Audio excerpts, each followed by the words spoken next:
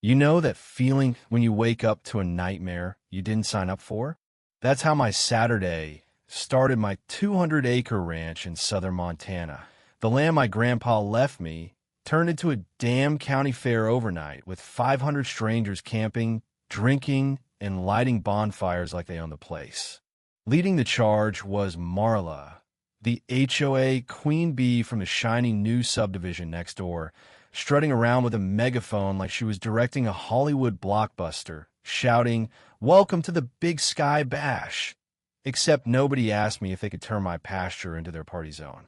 I'm Jack, by the way, just a guy who loves his cattle, his quiet, and the fence line that's been in my family longer than Marla's cul-de-sac has existed. I'm not rich, never was just a rancher with dirt under my nails, a beat-up truck, and a herd of 20 Angus bulls that are more family than livestock. That land, it's my roots, my peace, my everything. But to Marla, it was just a blank canvas for her HOA dreams, a community meadow she could claim to make herself look like some kind of suburban savior. For years, she'd been poking at me letters in my mailbox about my unkempt grass, complaints about my bulls' menacing stares, even a petition to fine me for not joining her precious HOA, despite my deed being older than her subdivision's blueprints. It was petty at first, the kind of stuff you laugh off over coffee, but then she got bold. She had her HOA pave a walking trail right up to my barbed wire, calling it a shared green space in their glossy flyers like my grazing land was some public park. She never asked, just assumed my silence meant I'd roll over. That Saturday morning, I stood on my porch, coffee going cold in my hand, staring at a sea of tents, RVs parked crooked, and kids ripping down my no trespassing signs like they were party favors. Marla was in the middle of it all, perched on a picnic table, megaphone blaring. "This is our land to enjoy, folks." I could have called the sheriff right then, begged for backup, but where's the fun in that? Instead, I sipped my coffee, smiled, and thought, "Marla, you want a show? I'll give you one you'll never forget." See, growing up on a ranch teaches you a few things quick: how to fix a fence before the sun's up, and how to spot a fight coming from a mile away. Marla was that fight. With her designer sunglasses and a clipboard, she waved like a royal scepter. She'd moved into the subdivision 5 years back, and in 6 months flat, she'd crowned herself HOA president. Nobody else wanted the gig. But Marla? She fed on control like a horse on fresh hay. My weathered fences, my lumbering bulls, they didn't fit her vision of perfect lawns and matching mailboxes. She'd send me letters about community standards, claiming my cattle were a safety hazard. Once, she even called the county, whining that my bulls were wild beasts, endangering her precious neighbors. The county guy came out, looked at my herd, chuckled, and told her to go home. That only made her double down.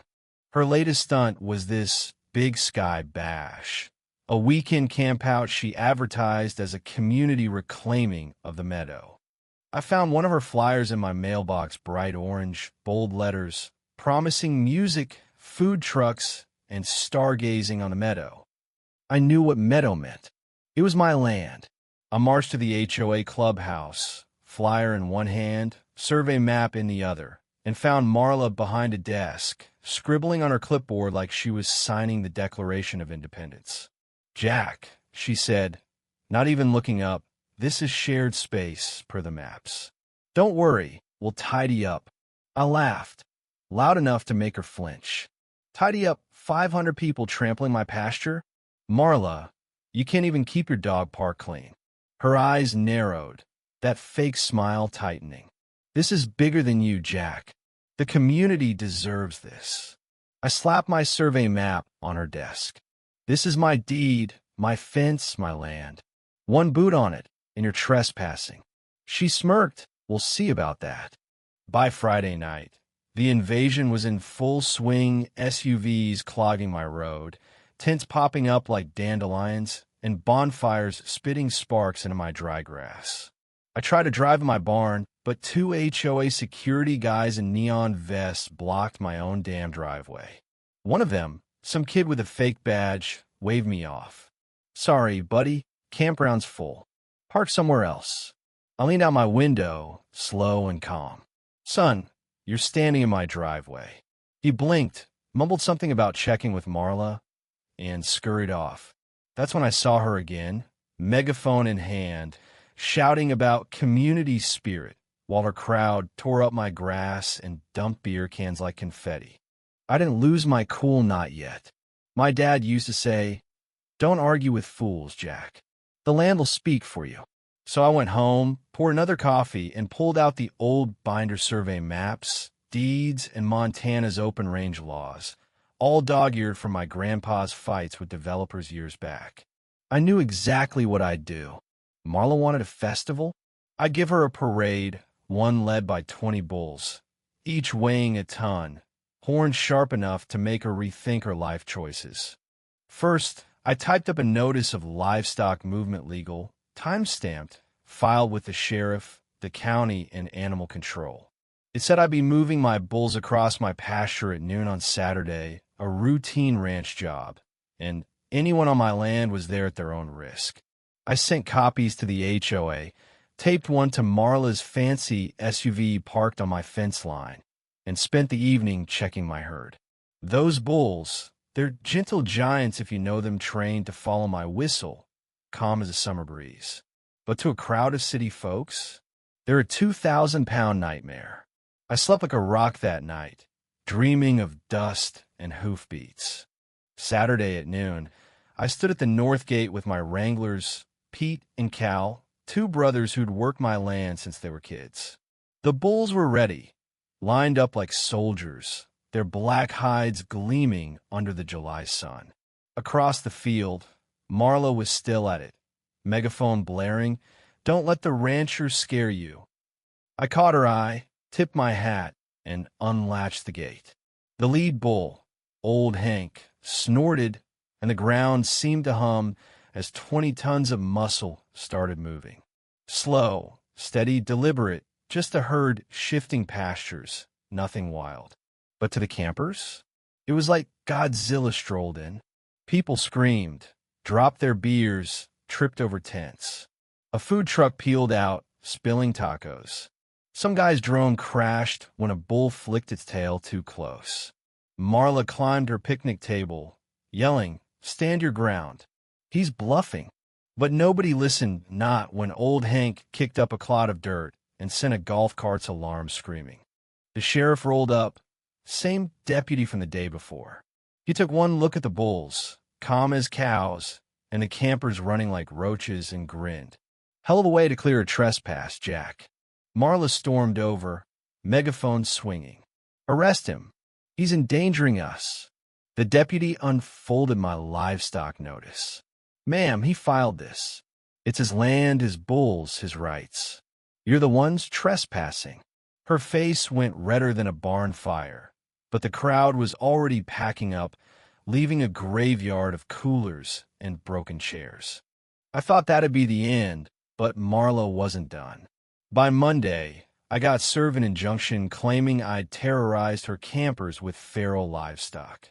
She wanted my bulls banned, my land fined, even accused me of animal cruelty. I laughed so hard I nearly choked. But courts don't mess around, so I called my buddy Tom, a lawyer who owed me for hauling his car out of a ditch last winter. We met at his office. My binder of evidence spread out like a warm map trail, cam footage of campers cutting my fences, photos of trash piles, videos of Marla's megaphone rants. Tom whistled. "Jack, you got her buried 6 feet under." Marla didn't stop there. She held a family fun day the next weekend, another unpermitted stunt on my land. Fewer folks showed up, but it was still chaos, bounce houses, karaoke, the works. Then one of my bulls snorted at a drone, buzzing too close, and the crowd lost it again, thinking they'd be trampled. An SUV got dented, alarms wailed, and the sheriff finally had enough. "Marla," he said, sharp as a knife, "you're done. No permits, no rights, just trespassing." He ordered everyone out, and by sunset, my pasture was a ghost town of trash and tire tracks.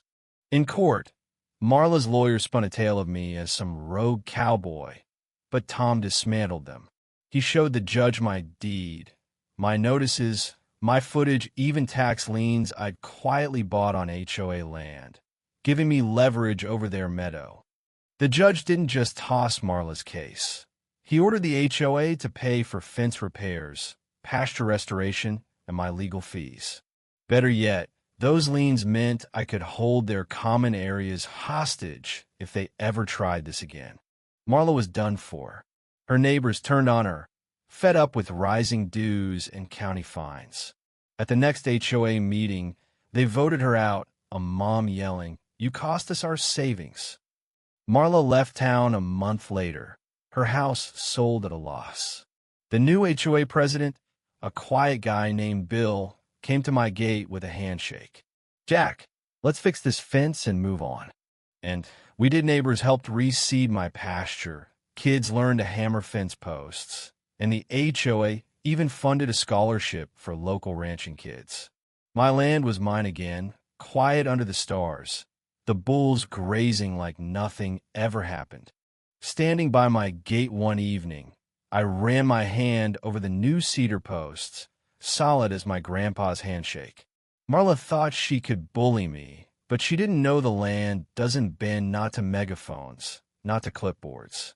You win by holding your ground, stacking your proof, and letting the truth hit harder than any shout. So, tell me in the comments, where are you watching from? And have you ever had a fight for what's yours? Was I right to unleash the bulls? Or should I play nice? Let's hear it. What would you have done?